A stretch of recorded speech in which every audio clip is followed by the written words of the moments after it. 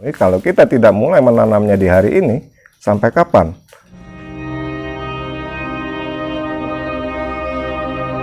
Satu karung itu 50 kilo, 20 karung itu 1 ton. Jadi kalau kita bawa pickup, satu pickup itu 20 karung, berarti kan pickup kita nilainya 100 juta. Marilah sama-sama kalau kita ingin melihat masa depan Kalimantan Selatan, masa depan bumi Borneo, sudah cukuplah dosa-dosa kita merusaknya, dosa-dosa kita menghancurkan lingkungannya, bahkan dampaknya sudah dirasakan oleh orang yang tidak menikmati, orang yang tidak berbisnis dari cara-cara merusak bumi. Nah, ada pilihan lain, alternatif lain. Mari kita sama-sama bergandeng tangan membangun ekonomi hijau di Kalimantan Selatan yang lebih menjanjikan, ramah lingkungan, dan tidak merusak alam untuk anak cucu kita di masa depan. Oke, selamat siang. Perkenalkan, nama saya Dwi Putra Kurniawan. Saya kalau ditanya profesi sekarang ya petani ya. Jadi di KTP saya petani, dan komoditi yang saya kembangkan adalah kopi. Dan kalau di organisasi saat ini saya dipercaya kawan-kawan petani menjadi Ketua Wilayah Serikat Petani Indonesia Kalimantan Selatan. Nah, jadi sekarang profesi saya ya tidak jauh dari tanaman, tanah, dan kotoran. Kalau di basic belakang lagi ya saya di sekolah dari SD sampai SMA itu di Jambi, meneruskan pendidikan tinggi di Syekh Kuala Banda Aceh, dan sempat kerja di korporasi, dan saya terdampar di Kalimantan karena panggilan profesi waktu itu kerja di perusahaan perbankan BUMN. Nah, sampai akhirnya di masa-masa usia 40 jadi petani. Nah, itulah latar belakang saya di Kalimantan Selatan. Nah, jadi memang mengenal kopi itu dimulai dari sejak kecil di Jambi, tempat kelahiran, dan mendalami dunia kopi waktu saat kuliah di Syekh Kuala Banda Aceh.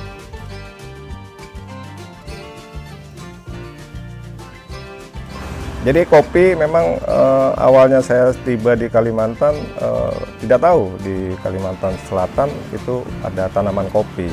Nah, tapi setelah saya bekerja dan saya kebetulan dapat tugas di lapangan, banyak menuju desa-desa, ketemu masyarakat. Nah, di situ saya terkejut ketika berkunjung ke salah satu desa di Kecamatan Arenio, melihat perilaku masyarakatnya yang sedang menjemur kopi di halaman rumah. Nah, ternyata setelah saya tanya, kopi itu berasal dari ladang-ladang mereka yang jaraknya kurang lebih 1-2 jam dari kediaman atau dari desa.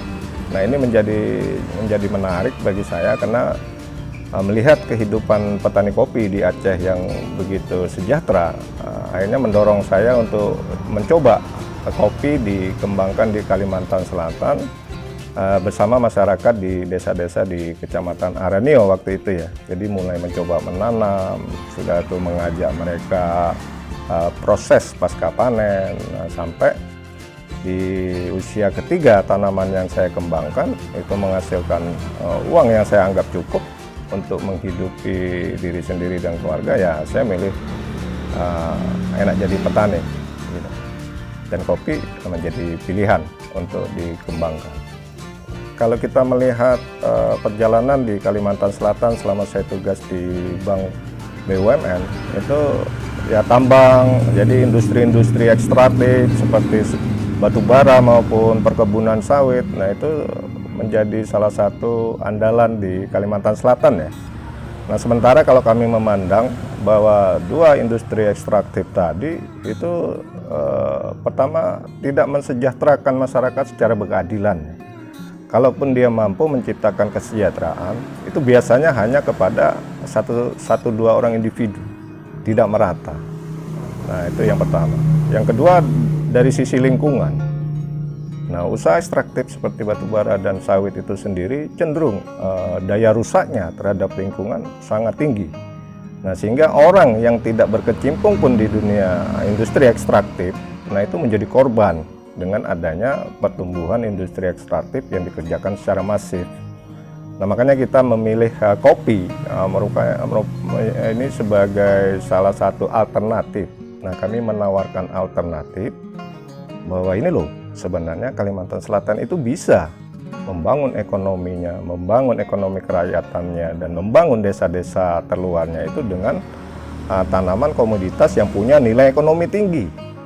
Nah, kita kan kalau bicara sejahtera pasti bicara ekonomi. Nah, kalau bicara ekonomi pasti bicara rupiah. Nah, kalau bicara rupiah berarti hitungannya berapa barang 1 kilo harga berapa. Nah, kalau kita bicara harga, ya kita bandingkan aja batu bara berapa 1 kilo, sawit berapa 1 kilo, dan kopi berapa 1 kilo. Nah, itu lebih realistis dan lebih logis. Jadi kalau di antara 3 komoditi tadi harga yang tertinggi misalnya kopi, nah kenapa tidak milih kopi? Itu pertanyaan dasar yang seharusnya sama-sama bisa membuka mindset, pandangan, pikiran, dan pemerintah kita untuk mendorong kesejahteraan. Ya carilah yang paling mahal, jangan yang paling murah digawi, yang paling mahal tidak dikerjakan.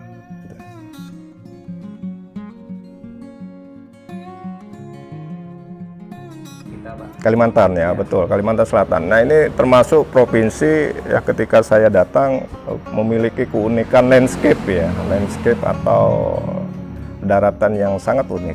Karena di Kalimantan Selatan ada rawa gambut yang sangat luas. Sudah itu juga punya dataran menengah yang cukup banyak. Dengan adanya bukit-bukit itu ya. Sudah itu ada puncak-puncak gunung yang ketinggiannya di atas 1000 mdpl. Nah, setelah melihat landscape di Kalimantan Selatan seperti itu, topografinya yang komplit, itu jadi kami melihat, wah ini semua jenis kopi yang ada 4 jenis yang dipasarkan di pasar dunia, itu sebenarnya bisa kita kembangkan, budidayakan di Kalimantan ya. Di dataran rendah kita punya jenis Liberica dan Excelsa. Dan untuk di dataran tinggi kita punya Robusta dan Arabica. Nah, keempat-empatnya itu punya potensi. Nah, tinggal sebarannya memang akan berbeda, karena kayak di Batola dia lebih dominan dengan kopi-kopi dataran rendah dan rawa, ya otomatis jenisnya nanti harus Liberica atau Excelsa. Nah, kayak di kabupaten di hulu sungai, mulai dari Tapin sampai ke Tabalong sampai Kota Baru, itu sebenarnya potensinya kopi dataran tinggi. Jadi Robusta dan Arabica merupakan pilihan yang bagus. Dan bahkan di Kabupaten AST lebih unik lagi, cukup di satu kawasan kabupaten AST itu punya rawa gambut sampai puncak gunung. Jadi kabupaten yang paling unik yang pernah saya temui di Indonesia itu AST. Jadi 4 jenis kopi pun bisa dikembangkan cukup di Kabupaten AST. Makanya kami senang berkegiatan di AST karena potensi landscape sangat mumpuni untuk mengembangkan 4 jenis kopi tadi. Nah, mudah-mudahan nanti AST akan menjadi salah satu pusat pengembangan kopi di Kalimantan. Jadi bukan hanya di Kalimantan Selatan, tapi dia akan menjadi sentral pengembangan budidaya kopi di Kalimantan, di bumi Borneo. Jadi sebenarnya kopi itu sama ya dengan tumbuhan-tumbuhan lain atau hasil komoditi perkebunan lainnya. Sama, dia dimulai dari menyiapkan benih, dari benih nanti jadi bibit. Nah, dari bibit nanti dipindah ke lahan. Nah, dari lahan nanti kita pupuk, kita pelihara, nah sampai dia menghasilkan buah. Nah, kopi juga seperti itu. Nah, bahkan kopi lebih sederhana dalam hal budidayanya. Bahkan kalau teman-teman nanti berjalan ke hutan, menemukan pohon kopi yang tidak punya tuannya atau tidak punya siapa yang menanam, tapi tetap berbuah. Nah, itu menunjukkan kopi pun tidak dirawat, dia menghasilkan. Nah, apalagi nanti kalau kopi dikelola, dirawat, dan dipelihara oleh petani, itu pasti dia akan menghasilkan produktivitas yang lebih tinggi. Nah, jadi ibaratnya kalau kami di Serikat Petani itu menyebutnya, kalau ingin menjadi petani malas, maka tanamlah kopi. Nah, itu kita menggambarkan sesederhana itu dalam berbudidaya kopi sebenarnya ya. Karena yang tidak dirawat pun berbuah. Jadi tidak ada kopi yang tidak berbuah, bahkan saya terus mencari kalau ada pohon kopi yang tidak berbuah. Nah, itu proses pasca panen ya. Proses pasca panennya itu kan gampang ya. Jadi habis dipetik kita sortir sudah itu mau kita pilih dia yang natural atau yang honey maupun full wash semi wash. Nah, itu semuanya proses yang ibaratnya bisa dikerjakan oleh anak-anak sekolah pun kalau kita ajari. Nah, dia tidak butuh alat-alat teknologi tinggi dalam prosesnya. Nah, sesederhana itu proses kopi. Sudah itu nanti setelah dia pasca panen, pengolahan kopi selanjutnya bahkan kita lihat dengan wajan digoreng pun dengan metode tradisional seperti nenek moyang kita dulu. Kopi itu jadi. Nah, jadi ibaratnya kalau kami menyebut cukup rumah tangga pun mampu membangun industri kopi ya. Karena tidak butuh teknologi yang tinggi dan bisa dikerjakan oleh siapapun. Nah, apalagi sekarang kafe-kafe kedai kopi sedang menjamur di Indonesia. Nah, belum lagi nanti IKN akan ada di Borneo. Nah, itu kan semua budaya kultur masyarakat metropolitan di Jakarta yang ngopi, itu kalau tidak kita sediakan bahan bakunya, ya kita yang rugi. Nah, makanya saatnya nanti Kalimantan menjadi tuan rumah, termasuk kopinya untuk dikonsumsi oleh masyarakat di IKN.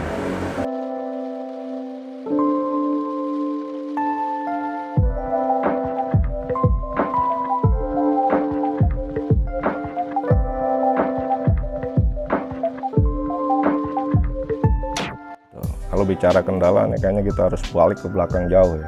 Saya juga pengen nanya ke Belanda nih. Karena sejarah kopi di Indonesia itu kan dibawa oleh kolonial Belanda ya. Kok di Sumatera kopi bisa diterima tumbuh sampai di kebun-kebun rakyat. Di Jawa sekarang juga secara masif dikembangkan oleh pemerintah daerah masing-masing. Dan di Papua yang ibaratnya di ujung Indonesia pun kopinya sudah sampai ke pasar ekspor dunia. Nah, pertanyaannya di Kalimantan, ada apa dengan Borneo? Nah, itu yang rasa penasaran yang sebenarnya saya ingin menanya juga kepada orang Belanda, kok bisa lambat ya mengembangkan kopi. Padahal Belanda dulu menyebarnya ke semua pulau besar di Indonesia termasuk di bumi Borneo. Nah, ini menjadi teka-teki yang sebenarnya setelah kita telisik jauh ke dalam, ternyata awalnya orang Kalimantan itu kan tidak suka pahit ya. Dia lebih mendominan makanan-makanan yang manis. Nah, sehingga kopi dengan karakter pahitnya itu mungkin itu menjadi tidak dilirik dan tidak dikembangkan secara masif. Walaupun dulu kolonial Belanda juga ada perjanjian dengan Kesultanan Banjar dalam sejarah pengembangan kopi di Kalsel. Nah, tapi ya itu tadi, karena tidak mungkin dapat dukungan dari masyarakat, karena lidahnya tidak bisa menerima secara utuh kopi, akhirnya kopi tidak dikembangkan, bahkan kopi sisa-sisa Belanda pada ditebangi. Nah, itulah jadi kendala itu pertama ya, mungkin budaya, karakter dari masyarakat Kalsel dan Borneo sendiri. Nah, yang kendala kedua, Kalsel sudah telanjur menetapkan komoditi unggulan provinsinya itu yaitu karet dan sawit ya untuk tanaman perkebunan. Nah, sehingga pengembangan komoditi lain di luar dua tanaman tadi masih kaku atau masih hal baru yang belum bisa ditelaah maupun dijadikan sebuah program terobosan inovasi di daerah ini. Nah, beda kalau kita bicara kopi di Jawa Barat, apalagi di Jawa Timur, yang mereka sekarang berlomba-lomba mengembangkan kopi karena itu cara paling singkat mensejahterakan petani. Nah, apalagi di Sumatera, yang 60% kopi Indonesia dihasilkan dari satu pulau itu aja. Nah, mereka pun terus mengembangkan kopi karena mereka sudah membuktikan bahwa kopi bisa menciptakan kesejahteraan petaninya. Nah, di Kalimantan, karena kampanye tentang budidaya kopi mensejahterakan untuk masyarakat itu belum dikerjakan secara sungguh-sungguh oleh pemerintah daerah, dari tingkat provinsi maupun kabupaten, sehingga kopi ini ya hanya sebagai ya adanya kedai kopi tapi hulunya tidak dilirik. Jadi hanya industri kopinya yang disentuh tapi hulu kopinya tidak tersentuh. Nah, ini menjadi kendala. Ya, mudah-mudahan nanti kalau pemerintah daerah kekurangan sumber daya manusia dalam hal pengembangan kopi, kita dari Biji Kopi Borneo dan Fakultas Pertanian sudah banyak ya. Sudah banyak karena adik-adik mahasiswa kita sudah terbukti teruji mampu meluncing kopi Meratus dan mengangkat komoditi kopi Meratus yang dulunya komoditi yang tidak dilirik menjadi salah satu idola kopi di pasar nasional. Nah, itu dia kendala-kendala.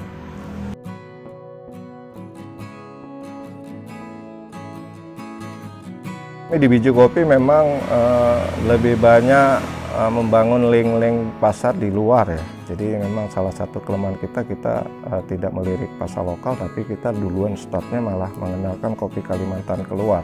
Padahal maksudnya tujuan awalnya kita hanya ingin mengasih tahu ke nasional bahwa Kalimantan punya kopi.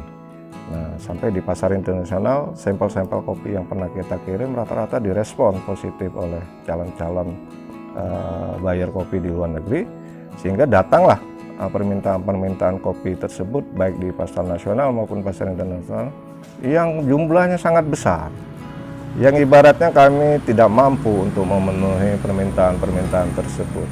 Nah, inilah yang membuat kita harus segera membangun hulunya.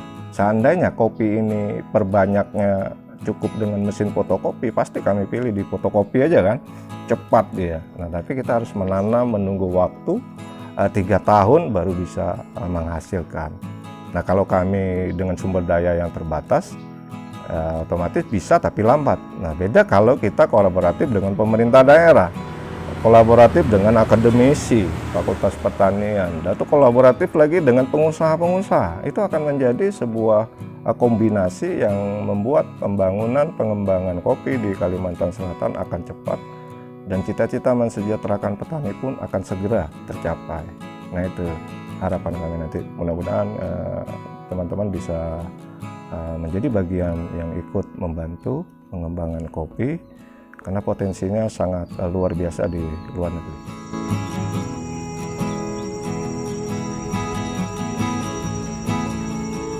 Ya, kalau yang sudah sampai ke sini ya, kalau yang sudah sampai di Kalimantan Selatan itu kan ada yang dari Jepang, dari Amerika, dan terakhir yang baru-baru ini ya dari Mesir ya. Nah, kalau yang tidak ke sini itu dari negara Qatar, dari Jepang, Hong Kong, sudah sampai ke sini. Bahkan Finlandia yang sebenarnya juga meminati kopi kita. Nah, jadi ada peta negara dari Eropa sampai benua Asia yang sebenarnya sudah ada permintaan, bahkan dari Amerika juga ada ya. Nah, ini sebuah gambaran kecil, kopi kita baru muncul, tapi sudah menarik orang-orang dari luar, jauh-jauh dari negaranya untuk datang ke sini sekedar melihat organiknya kopi Kalimantan Selatan. Jadi itu gambaran di luar negeri. Nah, kalau di tingkat pasar nasional ya, kopi kita ya juga tidak kalah dengan kopi-kopi populer yang ada di Gayo, yang ada di Bali, Kintamani, di Jawa Barat, di Garut, maupun di Toraja, Sulawesi. Nah, cuman bedanya teman-teman di provinsi lain mampu memenuhi permintaan, nah kitanya belum mampu memenuhi permintaan. Itu aja. Jadi kalau kami rekap permintaan kopi yang masuk ke tempat kami itu kan hampir 200 ton per bulan. Itu pasar luar negeri ya. Nah, sementara yang kami hitung-hitungan yang bisa kami penuhi itu maksimal tuh hanya 2 ton per bulan. Jadi ya ibaratnya 1%-nya dari kebutuhan pasar luar negeri. Terus 99%-nya mau diapain ini? Nah, itulah peluang kita punya 99 kuota ekspor kopi yang belum bisa kita penuhi. Kalau kita tidak mulai menanamnya di hari ini, sampai kapan 99% tadi bisa kita penuhi? Karena itu semua uang. Nah, itu pasti akan memberi dampak ekonomi yang sangat luar biasa bagi desa, daerah maupun provinsi Kalimantan Selatan ke depan. Nah, jadi kalau dari bicara harga yang paling murah masuk ke tempat kita itu ya dari ini ya, dari Jepang sama Hong Kong ya. Mereka menaruh harga di 100.000 green bean kopi jenisnya Liberica. Nah, untuk yang kopi di Qatar itu mereka berani bayar 125.000 green bean kita untuk jenis kopi Liberica. Nah, untuk Arabica, ya, Arabica dan Liberica Meratus, nah ini ibaratnya dua komoditi ini harganya sama, nah, itu 150.000 green bean per kilonya. Nah, itu harga-harga yang bagi kami ya sudah cukup untuk kita menciptakan komoditi yang ramah lingkungan tapi punya nilai jual tinggi. Ya, bayangkan kalau kita punya 1 ton kopi di harga 100.000 aja kan udah 100 juta. 1 ton itu lah cuma 2 karung. Satu karung itu 50 kilo, 20 karung itu 1 ton. Jadi kalau kita bawa pickup, satu pickup itu 20 karung, berarti kan pickup kita nilainya 100 juta komoditas yang dibawa. Nah, itu kita baru bicara tonase, belum nanti permintaan 200 ton, tadi itu ya miliaran. Nah itu sayang kalau ada potensi tapi kita tidak melirik dan bahkan abai untuk mengembangkan.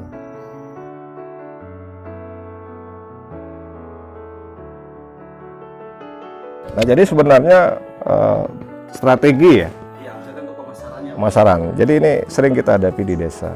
Setiap kami mengajak petani menanam kopi itu pasti pertanyaan yang paling banyak muncul, kami jualnya kemana? Itu pasti pertanyaan-pertanyaan yang umum lah. Nah jadi kami juga bingung, jadi kami biasanya candain mereka bahwa kami juga nggak tahu, Belanda dulu jauh-jauh dari Eropa ke Indonesia nanam kopi, kita nggak tahu Belanda mau jualnya kemana, ya kan sama ya.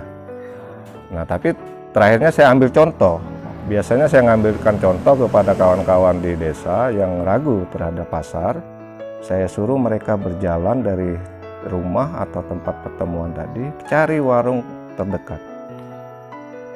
Nah, tanya di situ, ada enggak kopi? Nah, terus mereka menemukan ada. Nah, jadi pertanyaannya sebenarnya sudah terjawab, ya kan? Untuk yang sederhananya aja.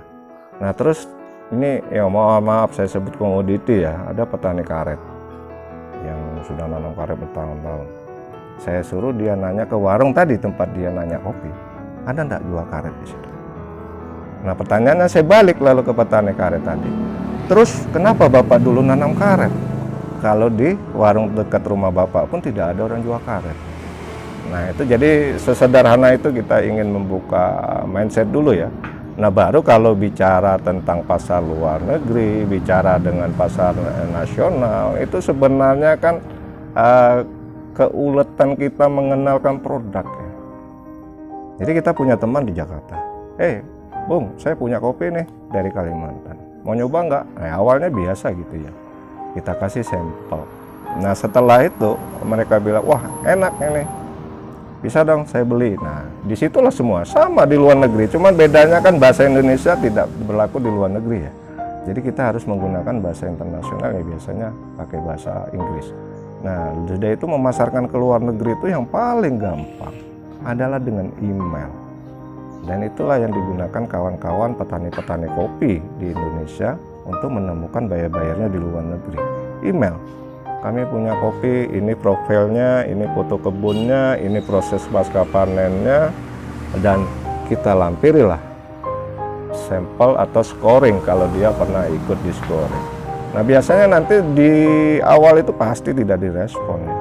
Nah tapi bulan kedua, bulan ketiga, biasanya itu mereka akan minta sampel. Ketika sampel itu sudah berangkat, berarti sudah ada keinginan tahu calon buyer kita.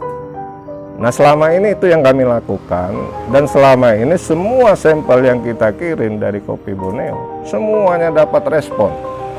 Nah itu yang membuat kami jadinya ketakutan juga. Semakin banyak kami menyebar sampel ke luar negeri, semakin banyak keinginan orang luar negeri datang ke kita untuk minta kopi kita tidak siap.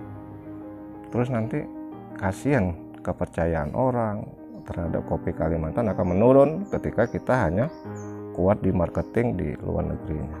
Nah makanya sekarang kami mulai membenahi bersama Fakultas Pertanian dan ada di mahasiswa, kita harus membangun hulu. Ketika hulu sudah terbangun, kepercayaan diri kita untuk menawarkan kopi kita ke luar negeri akan semakin tinggi lagi dan harga lebih menjanjikan. Nah itu strategi. Jadi saya kalau ke kedai kopi teman-teman di Kalsel selalu saya bilang, kok bisa tahu kopi Gayo? Dari mana? Pernah ke Aceh? Tidak pernah Bang. Tahunya dari mana? Dari berita, informasi, cerita. Jadi itu kan semua dibangun berdasarkan sejarah cerita-cerita ya. Sama dengan Belanda nanam kopi. Ya, kita tidak tahu Belanda jualnya ke Eropa, atau termasuk ke benua Amerika. Dan Belanda sempat menguasai pasar kopi dunia.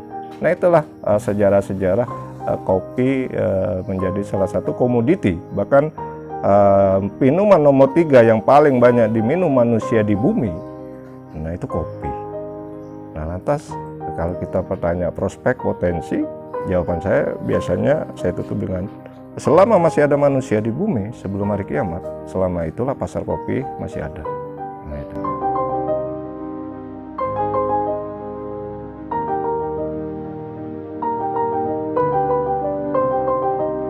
sebenarnya bukan kami ya pertama kali menanam kopi. Sebenarnya yang kami kerjakan ini adalah apa yang sudah dikerjakan Belanda ratusan tahun yang lalu. Dan kami hanya memperbanyak tanaman warisan-warisan Belanda, disebarkan ke beberapa kabupaten kota yang ada di Kalsel lah. Nah, jadi kalau wilayah peta kopi di Kalimantan Selatan itu kan dimulai dari tempat ini dulu ya, Kota Banjarbaru kita punya kebun edukasi.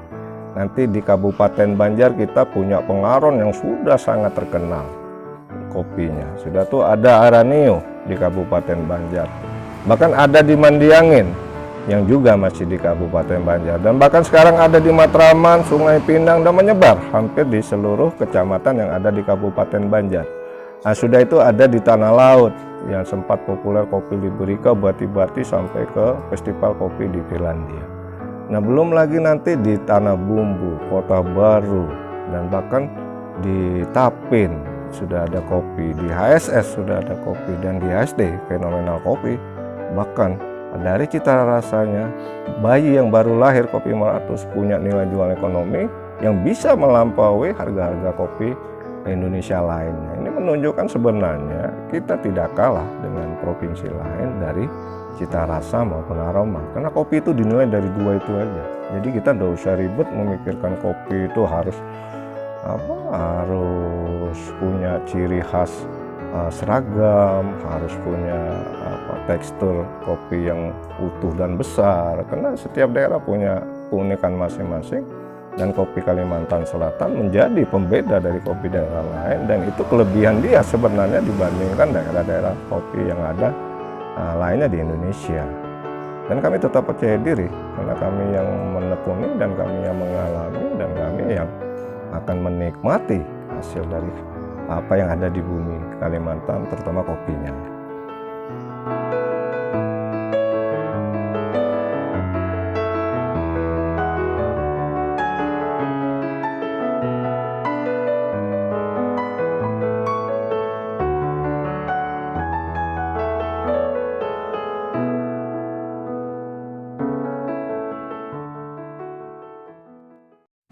Ya, sebenarnya kalau anak-anak muda tertarik di dunia usaha, ya lakukanlah. Jadi kalau kami menyebutnya itu lebih enak, usaha itu berangkat dari hobi. Ketika hobi kita jadikan bisnis, kita mengerjakan hobi itu tidak membebani diri. Jadi seperti yang hobi mancing, jualan alat pancing. Yang hobi bersepeda, bisa jualan sepeda dan aksesoris sepeda. Atau hobi yang naik gunung, dia bisa jualan peralatan gunung. Sama dengan orang yang hobi ngopi, jualan kopi. Jadi berangkat semua dari hobi. Kalau kita memang niat ingin berusaha, hobi kita apa? Nah, kembangkanlah hobi itu untuk jadi bisnis. Sehingga nanti ketika kita melaksanakan bisnis kita yang berangkat dari hobi tadi, itu akan enjoy menikmatinya dan tidak terlalu ditargetkan untuk hal-hal yang muluk. Karena itu roda bukan berputar, dan semakin kencang kita berlari, disitulah nanti kenikmatan dan rezeki itu akan datang. Jadi nggak usah takut memulai usaha. Yang penting jangan kita melakukan sebuah bisnis tapi tidak tahu alur bisnis mulai dari hulu sampai hilir. Nah, mohon maaf, misalnya kayak orang jualan baju ya, dia tidak tahu ukuran baju. Nah, bayangkan, nggak tahu ke kedai aja atau ke galeri kami aja, karena kami juga nggak bisa menjelaskan ukuran M itu lebar berapa, panjang berapa. Nah, ini kan menjadi sesuatu hal yang agak unik, dan biasanya usaha-usaha yang tidak dipahami oleh penjualnya itu tidak berumur panjang. Jadi sebenarnya kalau di biji kopi, saya juga dulu basicnya di perbankan dan lama di dunia marketing ya. Jadi sebenarnya hal utama yang perlu dibangun itu adalah pertama branding. Brand. Nah, setelah brand tuh biasanya ada visi misi brand. Nah, saya ambil contoh misalnya Yamaha. Yamaha itu selalu menulis Yamaha selalu terdepan. Nanti Suzuki ada. Inovasi tiada henti. Nah, jadi gitu-gitu ya. Jadi setiap branding itu harus dikasih quotes atau visi misi yang tertulis di dalam usaha itu, sehingga orang akan mengingatnya sangat lengkap. Nah, sama dengan di biji kopi. Kalau di biji kopi kita punya kata-kata mutiaranya seperti mutiara hitam yang ditanam bukan digali. Nah, sebenarnya ini ada visi tapi juga ada tawaran ekonomi tandingan. Jadi kita sebagian untuk kampanye bahwa sebenarnya emas hitam memang menguntungkan, tapi ada mutiara hitam yang lebih menguntungkan, tidak merusak lingkungan. Nah, jadi pilihan-pilihan ini ya tinggal kita terjemahkan sama-sama. Mana yang mau kita tekuni, yang merusak menguntungkan, yang tidak merusak jauh lebih menguntungkan. Nah, itu sebenarnya tawaran ekonomi tandingan yang ingin kita sampaikan ke masyarakat di Kalimantan Selatan maupun di pemerintah di daerah Kalimantan Selatan. Nah, itu jadi marilah sama-sama kalau kita ingin melihat masa depan Kalimantan Selatan, masa depan bumi Borneo, sudah cukuplah dosa-dosa kita merusaknya, dosa-dosa kita menghancurkan lingkungannya, bahkan dampaknya sudah dirasakan oleh orang yang tidak menikmati, orang yang tidak berbisnis dari cara-cara merusak bumi. Nah, ada pilihan lain, alternatif lain. Mari kita sama-sama bergandeng tangan membangun ekonomi hijau di Kalimantan Selatan yang lebih menjanjikan, ramah lingkungan, dan tidak merusak alam untuk anak cucu kita di masa depan. Karena bumi ini bukan milik kita saja, Borneo bukan punya kita saja. Masih ada anak cucu kita yang berhak juga untuk hidup di masa depan. Jadi jangan lupa untuk selalu berpikir sebelum bertindak dan berupaya memilih produk-produk yang mahal tapi tidak merusak. Itu yang penting. Ya, jadi sebenarnya di Biji Kopi Borneo kita berdiri tahun 2018 ya. Awalnya kita di Banjarmasin dan sekarang kita berpusat di Banjarbaru. Nah, kalau di media sosial kami lebih aktif di Instagramnya itu di Biji Kopi Borneo. Nanti insya Allah kalau ada teman-teman yang tertarik ingin bercerita atau ingin menanyakan tentang kopi Kalimantan Selatan, insya Allah akan kami respon ya. Tapi agak slow respon karena di situ kita kadang-kadang aktifnya malam atau siang ketika kita memang tidak ada kesibukan. Karena aktivitas kami itu kalau di gunung selama menanam kopi, daerah-daerah zonanya itu rata-rata tidak ada sinyal. Jadi kalau kawan-kawan ingin menghubungi di WA bisa di 0812 50 70 7367 atau di Google Search Engine pun bisa ya. Menyebut Biji Kopi Borneo itu biasanya nanti akan muncul kalau tidak di Google Map atau kedainya atau di berita-berita media koran.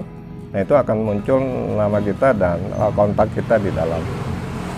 Jangan lupa subscribe dan like Bakul Duit ya di YouTube. Nah, nantikan video-video kreatif mereka dan karya-karya hebat mereka di channel tersebut. Terima kasih.